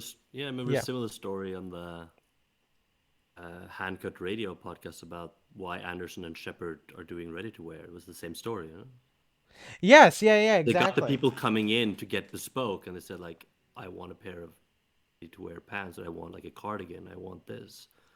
They didn't trust or didn't want to, or at least there was an opening. They were asking for. The Anderson Shepard guys really, we didn't plan this. People asked for it, and we just started doing it. Which is interesting because I think the key figure here is because like obviously there's so much casual stuff in the United States, but I feel like London, by virtue of being London, just doesn't have that. Um, like we think about how Drake's has become like ALD or an adjacent brand to ALD and Noah in a sense, but if you really think about it, like ALD and Noah don't exist in London, you know, and so these guys who are seeing this happen, in the place where this brand is headquartered, they're asking for it and they like Drake's, and they're rich guys, they're young professionals, or they're the kids of rich lords and whatever, but they want to spend their money at Drake's. And of course, so Drake's has to pivot, and of course, I mean, I'm sure now the reason why they continue to do it is because they're successful at it, and presumably because there still isn't a lot of like ALD and Noah stuff in London. It's being fulfilled by Drake's. It's just that here in the United States, that Drake's is kind of struggling in that sense, where like it is in competition with the street culture here because there's so much of it, Yeah. in New York. So I just thought that was interesting to kind of think about. I don't know if it's exactly related, but like that idea of one of our favorite brands being different and not listening to us, but they are listening to the money makers, or the money spenders. Maybe it is London You're specific. listening to the Money Monsters, Jim Cramer. There you go. Yeah, there you go. Yeah, it probably is London specific. You're right. You're right, Henrik. Like the latest Anglo-Italian stuff too. If you looked at that last year and a half or so, it's all sort of boring plus a little bit of a twist casual wear that they're doing. That's their entire thing now. Yeah, let's take a look here. Yeah, I mean, look at this While stuff. they have actually gone bespoke as well, so they basically bifurcated, sort of pivoted a little bit away from and they still do like some of the ready to wear, but it looks like they're pivoting towards more bespoke and made to order tailoring. Then their ready to wear stuff is just like a lot of variations on jackets in their more recent stuff. Instagram is not very. It's sort of less, but yeah. Look at their website and their recent. Yeah, let's take a look. See that's here. where you get seeing. Just noticed that was an interesting shift because I haven't seen anything I wanted to buy from them for a very long time. That's it's in new arrivals. New arrivals. Oh, sorry. Okay, let's go back here. Yeah, no, it's like we gotta. I mean, maybe that's like kind of the a lesson from this, right? Like all of the kind of fractured parts of menswear, kind of just mean that the predominant force, whatever hashtag menswear or the United States or whatever, is not the it's not who they're targeting. They probably found what they like. Okay, they got these mountain boots shoes here. Are funky, though. That's kind of yeah. I'm surprised they went with. I mean, first off, I'm surprised to see laces. From Anglo Italian, but okay, here you go. You got like the field, like the very dad core field shirts. These like barn jackets. This is what I'm talking about. Yeah, this stuff. Ah, wow. The they did like the Valsterinos. They did the. Right.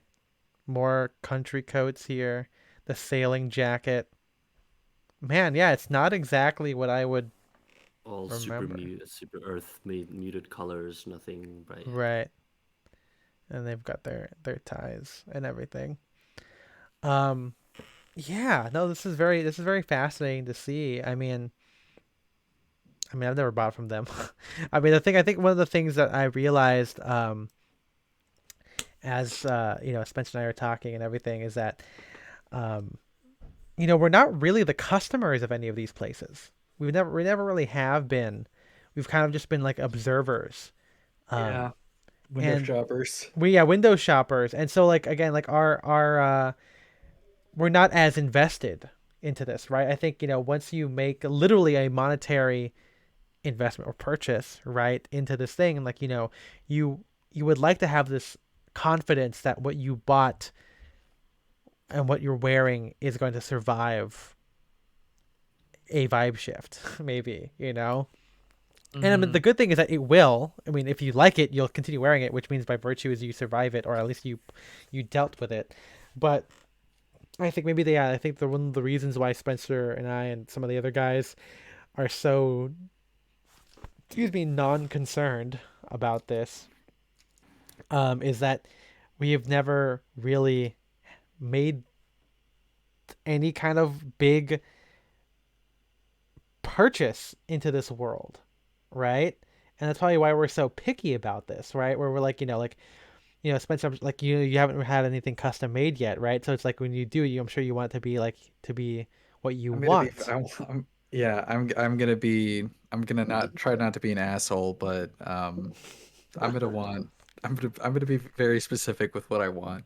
Yeah, I mean, same here, right? It's like that's why I kind of feel because it's like it's a financial investment. It's yes, but it's like like I'm kind of sad about like some of my earlier stuff where I felt like, oh, I didn't want to be fully me, and so because I was scared of it being too dated or like spending all this money on something that's not going to survive. But in reality, what survives these things is a form of authenticity. Maybe not so much in a hokey way, but like if you really like it, it should be independent of what is popular and cool, right?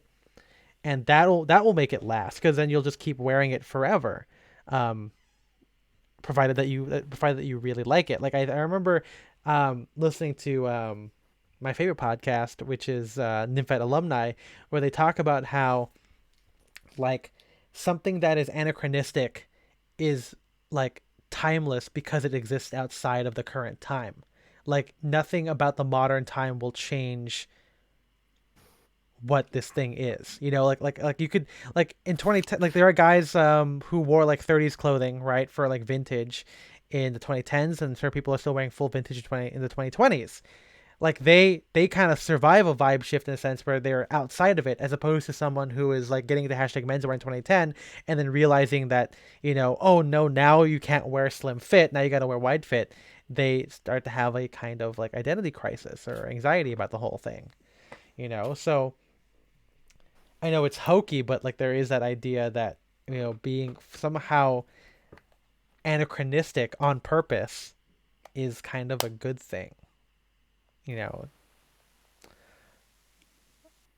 Yeah, but there's that thing when things click into place. I don't. Maybe I feel. I mean, I feel bad for you guys if you never, if you never, if you never surf the crest of the zeitgeist at any point at all. that's a good. I don't believe. I To mean, be immersed in it, have the finger on the pulse, and have like the feeling that multiple things are converging, and this is actually it. You're actually at Well, I you're guess witnessing just in something general, happening within I your guess just in within your general with like, when like records got big and collecting, like vintage clothing got cool, when I was also into that, that was when I was like, whoa, like I'm on the cusp. That was the time I guess I felt that. I mean, I think I've always said I'm a fucking nerd. Like I've never been cool like ever. And maybe that's because I grew up in a very, like, I think I can't emphasize how dumb Christian school is because of how much of a bubble it is. Where like it's like one of those things where if you went to the same school for a long time, you think you're ugly until you go out and you're like, oh no, I just was around people who didn't find me attractive. I just have to find the right people. I feel like while that's true for a lot of stuff I like, it's never been like at the forefront. Like I've never been like hot, Like I found people who think I'm like, oh yeah, you're cute, or with like what I'm into is like is kind of interesting, but I've never been like on the pulse. I don't think I've ever been lucky enough to be at that, but maybe we'll find out because again, the whole TikTok thing is very surprising to me, you know.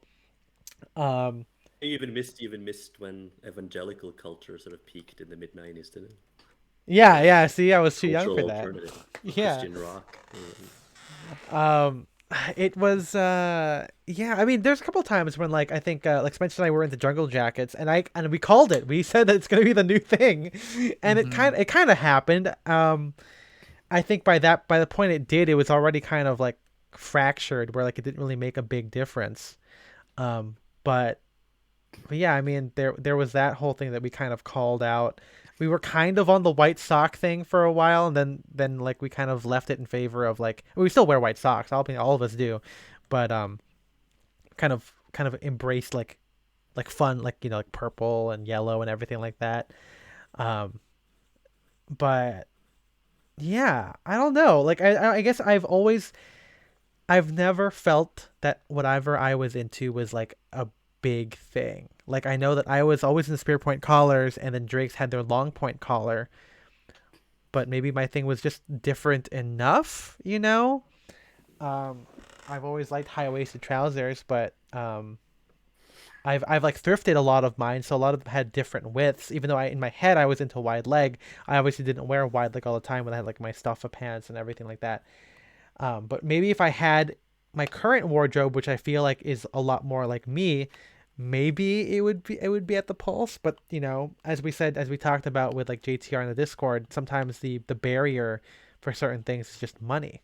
And sometimes you're just unlucky enough to not be able to possess the thing that really feels like you in the moments where you could be on the pulse, you know? Yeah, I'm talking about maybe something slightly more,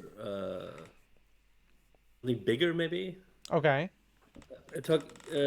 I'm talking about sort of when multiple things come together. Like I can, and that's the kind of thing that people, if that happened to people in their lives, they tend to like never get over it. If they were there when a particular type of music exploded onto Oh, the okay. scene, and they were young at the time and wore the kind of clothes that people later come to associate with that. Like if they were at Woodstock, that's a kind of classical thing, right? Mm. That type of convergence that I'm talking about, where sort of an iconic moment and you were a witness to it and saw it happening in real time, and that sort of is indelible. And that's another way of think being outside of history or outside because it's properly this indelible, iconic moment, Right. and being part of that. Like nothing of that magnitude probably happened to me, but there were some moments like in the when sort of electronic music in the early 2000s sort of became a mainstream thing, right? Sort of in retrospect also were present for a lot of those things. If you ever see the film Eden, it's a very good window into that era of culture. If you Y2K electronic music, Eden. French film called Eden Okay. gives a fantastic impression of that era, Uh, which is not that long Put that on my ago. list. Yeah, it's That. one of the greatest millennial filmmakers is responsible for it as well. One of the few ones that have sort of made a name for herself. Um, it has like it's like the era that brought Daft Punk and the French Mm. house music sort of into that. That's what she describes. But I was sort of part of a scene where the sort of Nordic Scandinavian scene was also there at the same time. You remember Röyksopp and those guys, don't you? Those? No. Worse. It's sort of this is like an anecdote kind of in recent musical history. It was not a big thing. Right. Still around in terms of if you hear the Röyksopp themes from around 2002, you'll recognize it. Uh, but that was sort of something I could see at the time was happening, and it was Yeah, I an wonder if amusing something that's to be a part of. But I don't know if it happens like that anymore. What's that's what I was gonna because say. the Yeah, because I the don't know. Y2K indie sleaze is kind of the last thing that was a bit like that. If you Mm-hmm. moved to the Lower East Side of New York in 2001, 2002, like just post 9/11, that was sort of the culture that was couldn't avoid it really at the time if you did that. I really can't figure out what the move is going to be next after we like get past the like In Y2K yeah, aesthetic indie because what sleaze. Yeah. yeah, because like what was there after? Like how do you do like a like a Twee. mid 2010s Twee. look?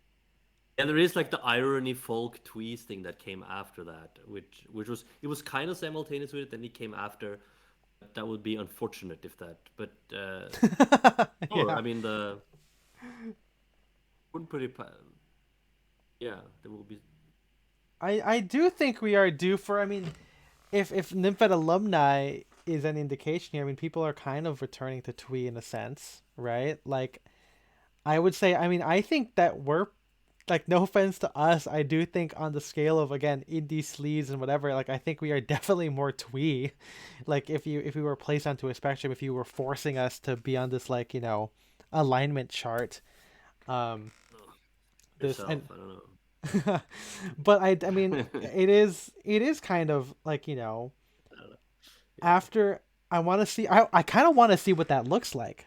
Um, we I already see a little bit of on TikTok the kind of this kind of revival of whatever like the twee fucking new girl, what's her name, Zoe Deschanel kind of aesthetic, but like it's kind of mixed in a little When bit. the croc commercials. Yeah, but it's kind of mixed in a little bit with like the indie sleeves. Maybe it's like kind of like a not a sexier, but like a more nihilistic twee, if that even is a thing. The Um, vibe, yeah, the vibe has shifted, and the new vibe is sexier Zoe Deschanel. yeah, sexier, It would be awkward funny sex because scenes. in this least the archive is kind of there still. I don't know, but I'm just Right. curious whether you actually have a full sense of what that was. I don't even remember it because I mean again like again being and maybe the reason why this is so fascinating for me is that again I was always outside of this, right? Like again being a Christian and a very niche Christian. It wasn't even like the generic Unitarian Church, Lutheran, whatever shit. It was like Seventh Day Adventism, which is not dialed into any culture. You know, I mean they go to church on Saturday and they are kosher. So there's already like they already don't identify with a lot of other Christians. Um, I think again Dropping a for link right now in the. let's see here. You can It, directly go into into the archive and look at what what that was. It's not pretty, you know, in terms of. yeah, this is not. God, this sucks. It really Well, does. this is a column saying that what this is sort of some of this was meant positive, some of it, but this is sort of you have to be able to You're right. read the idiolect of the times. But yeah, like early Vice magazine is all online. You can read it if you want. Right. What's the That's no wait, what's the there's a website that tracks all the like early 20 like tens vibes that they're talking about. Um well, it's called like Your Scene Sucks or something. It's like, oh Jesus. yeah. I had to. I scrolled through it. Okay. Yeah, Google like Your Scene Sucks. It was like a web comic. Uh. Oh man, I remember this. Yeah. That's kind of good God.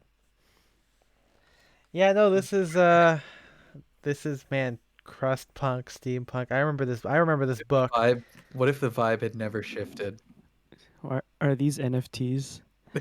These They are should. They NFT. should be, dude. I mean, Oh that my would make it come. God. That would make it come full circle, right? Like, Apple Store indie. yeah. I mean, this is what I'm talking about. Where like, this idea of like these dumb codifiers, which are kind of real but also fake at the same time. Like, we've been doing this a lot. I mean, again, it's I don't mind that it happens, but I'm also like, this sucks, you know. Hmm. Um, yeah. My God. I don't know what else there is to say about this. I mean, this was kind of an interesting topic. You know, obviously, we're kind of diving into this. I'm curious to see what the intersect with menswear will be. Um, and this is kind of why, uh, maybe, you know, we aren't as dialed into menswear as we want to be because I feel like the stuff, menswear, by virtue of it being kind of stoic, doesn't get to involve itself with vibe shifts and kind of overall mainstream culture. I think you can see it on the people that are a part of it. I feel like the whole like you know the J Music thing with like Matt Woodruff and Chase kind of have the kind of not indie sleaze but kind of like maybe like a grungy take on menswear with their aesthetics and everything. Um, Hmm. Because and they are so literally right where the yes, basically yeah, actually happened, except now it's like higher end menswear being sold there. But right, yeah. uh, It is that part of the it is like it's fun. It's so interesting to see it happen because it's just so weird, you know, to kind of see this kind of subculture kind of follow suit, um, of or at least follow in the footsteps of like mainstream culture, um, and yeah, I don't know. But I made a joke on in Discord, but it's also like the drum I keep beating on this is that there was a reason why Y2K scene happened when it did and how it did. There was a economy and an infrastructure that facilitated it. Rent in Williamsburg isn't $600 anymore. So Right. it cannot come back in a sense. It comes back as this sort of um, uh, yeah, first is tragedy, then as farce is the it's a classic way to see it. No, it's uh, I talk about this before that there is a difference in And the the older sort of retro movement too. That this sort of faster paced, maybe TikTok driven uh, everything is available kind of take on former styles, this sort of proliferation and fragmentation of subcultures that you talk about a lot. And I mean, there is a difference there. Yeah, I mean, And it's it's never. just what, yeah, and I just insisted on it many times, but because there's no transition. Yes, it No just. like meaningful. There's no meaningful transition. It's just sort of free association over nothing, basically.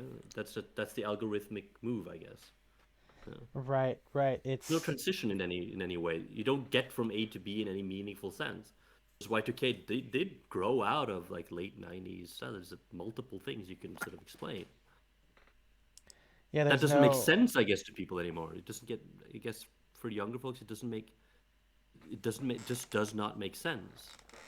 Think about Yeah. it that way. No. Yeah. I mean, I think you're completely right because it's just. I guess yeah. You can see at least in here you can see the shifts happening, but increasingly they become almost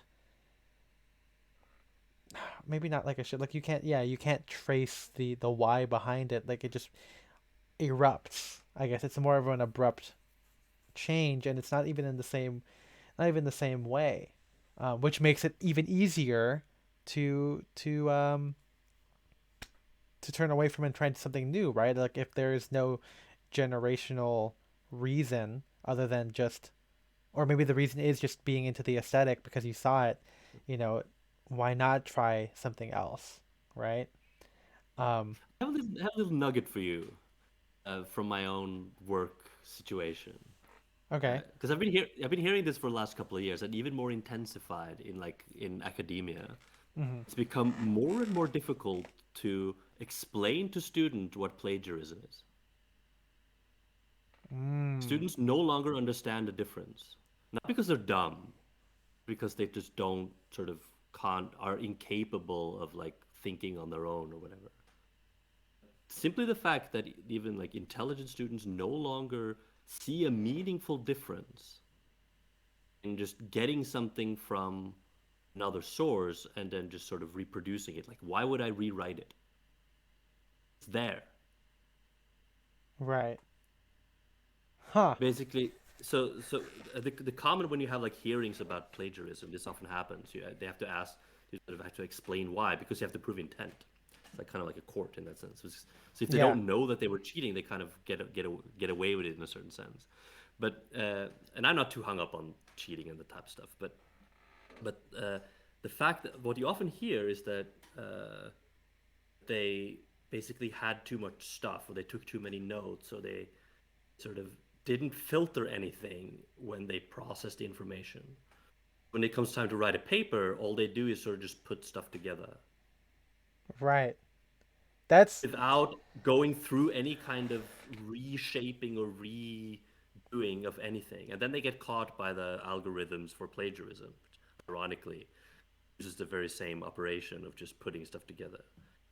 And it's increasingly difficult to explain to them that they've done anything wrong. And there are that's people that, bizarre. yeah, and then people are saying, even advocating, say that maybe we have to change our notion of what original material is. If Okay, students don't know, no that's longer kind of understand it. scary. That's kind of scary. But it's something similar going on with style. You know? I mean, okay, yeah. So okay, that is interesting because I don't know. I haven't been in school for like 5 years. Yeah, So I'm even further removed on like what it means to write like a paper, you yeah, know, and I guess like if we were talking, if we talk about like all of the writing that I do and all the critiques that come in that accuse of non-original thought, which is I guess which is valid. I guess you're right. Like I can't see it if it's happening because I feel like what I'm writing is from me, right? Or by style. It is I like it, so I did it. And yeah, I don't know. That is a very interesting thing. I mean MJ has also finish school. I mean, Spencer, I guess, is a writer here, but thankfully writing about news or reporting, I should say. I'm writing about the news. I mean, reporting doesn't. It's not really like a paper. You're not like you look. I mean, I guess you are using sources, but it's a different type of source. It's a primary source, I guess, which I guess you could still use for a paper too. Yes. But I'm saying, but it's like we haven't had to write like a discussion on religion for a class or something like that. Um, and maybe this comes down to, I know we're out of time here, but maybe this comes down to, you know, why dressing is so different. Maybe it's because it's harder to see plagiarism when there isn't an objective, right? Maybe again, this is different. This is where it diverges from like the actual like cheating aspect of it. But like something that we'll talk about probably in the outfit repeating one, or even that we kind of hinted at in my cinematic essay, is that you know when you're provided a free range to do something, you can put together anything that you like, and it becomes kind of authentic because you like it, you know.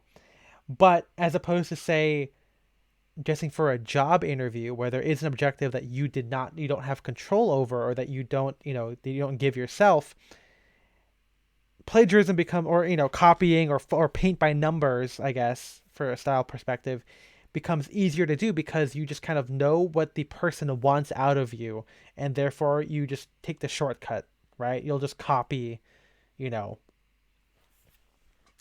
Don Draper because he's wearing a gray suit and a plain tie. So you'll just do that for your job interview, you know, or for a wedding, you'll know that you just have to wear a tuxedo or something. But then when you're given free reign, um, it's kind of tough, you know. And even in thinking about like my past in academia, I don't think I ever took anything that was particularly mentally draining, or mentally that took a lot out of me for for producing a paper, um, where there's like this kind of objective but also an opinion involved. Usually it's more explanatory, like an essay, like write about this painting and explain this or whatever, compared to say how do Christians view divorce or something, because I'm sure like that you could probably just plagiarize from a bunch of different um, Yeah. essays and I mean, everything. there are, I really like all the websites that just sell essays. Those are always fun. Yeah. Um, or it's like that have like quizzes, but like the answers to like quiz pages, but they're like behind paywalls. Yeah, yeah. So, yeah, this that whole idea of originality and authenticity. I mean, it's crazy that we have to maybe revisit it, Spencer, because the understanding of it and changes, right? Mm-hmm. Um, well, anyway, thank you for everyone for joining us. I know we went a little over, but thank you to Henrik for joining us for this very interesting conversation. I say that word a lot. Apparently, I say interesting and absolutely. That's what my girlfriend says. Uh, um, but yeah, if you guys want to check out this article, if you want to, let us know, comment somewhere. uh, the a vibe Just shift is comment coming. anywhere. Yeah. Write it, just graffiti it on the walls, and we'll see it. Yeah. But it's yeah, it's something to think about. May not be applicable to your life, but something to, maybe if you're aware of trends and everything, and social media, you'll enjoy it. Um, don't forget to join the Discord by going to patreon.com/downdirection. $5 a month gets you access to our Discord and our bonus episode on movies. $10 a month, we get to thank you personally because you are our Sadcast fanatics. So MJ, who are we thanking? Take it We away. are thanking Austin Malott, Shane Curry, Philip Gregard, Audrey Jessica, Jarrett Colian, and our very own Henrik Wilberg. Yes, thank you for being a top tier patron. Be on the lookout this Sunday for the release of the cinematic dressing, or dressing like a character, essay. I think the title of the podcast is "This is called Vibe," or how I stop worrying and learn to love cinematic dressing. Um, it's a good topic, very long essay. I'm sure we're gonna have a lot of fun discussing that next Thursday, and we'll be back on Monday with our gaming stream. I am Ethan That's M. right. Wong, I'm Spencer DSO. I'm your producer, MJ. and we will see you guys next time. Thank you for joining us. Thank you. You're not their producer, you're our producer. I'm everybody's producer.